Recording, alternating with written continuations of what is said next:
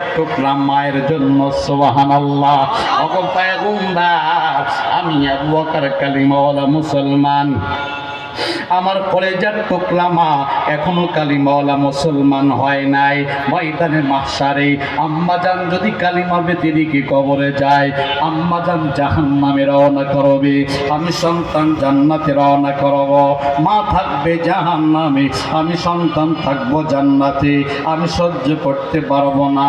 নবী হে, আজকের স্পেশাল দোয়াটা আমার কলেজার টুকরা মায়ের জন্য আপনি করবেন। আল্লাহ পাক রব্বুল আলামিন যেন আপনার দোয়ার বদলাতে আমার আম্মা জানের অন্তরে হিদায়াতের বাতি জ্বালায় দেয়। আমার আম্মা জান যেন কালিমাওয়ালা মুসলমান হয়ে যায়। নবী হে, দুইটা হাত বাড়ায়া আমার আম্মা জানের জন্য একটু দোয়া করেন।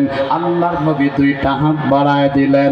আল্লাহ, আবু বকরের বড় আবদার, আম্মা জানকে তুমি কালিমাওয়ালা মুসলমান বানায় দেবা। আল্লাহ তুমি তাকে হিদায়াত দান করে দাও।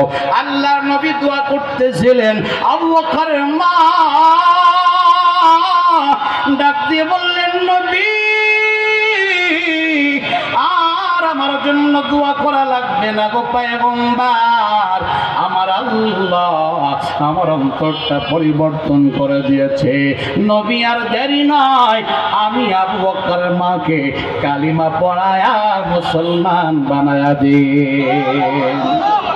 আল্লাহর নবী রাহমাতাল লিল আলামিন আবু বকরের মাকে কালিমা পড়ায় মুসলমান বানায় দিলেন। এই যুবক ভাই মুরব্বী বাবারা, আবু বকর প্রমাণ করায় দিলেন নিজের জানের চাইতে আল্লাহর নবীর মহব্বত বেশি। আবু বকর প্রমাণ করায় দিলেন নিজের শান্তির চাইতে নবীর মহব্বত বেশি। আল্লাহর নবী রাহমাতাল লিল আলামিন হিজরতের রাত্রে আবু বকরের দরজার সামনে যখন দাঁড়ায়া আবু বকরকে আস্তে করে ডাক দিলেন। আবু বকর সাথে সাথে দরজাটা খুলে দিলেন। রাত্র গভীর চলছিল।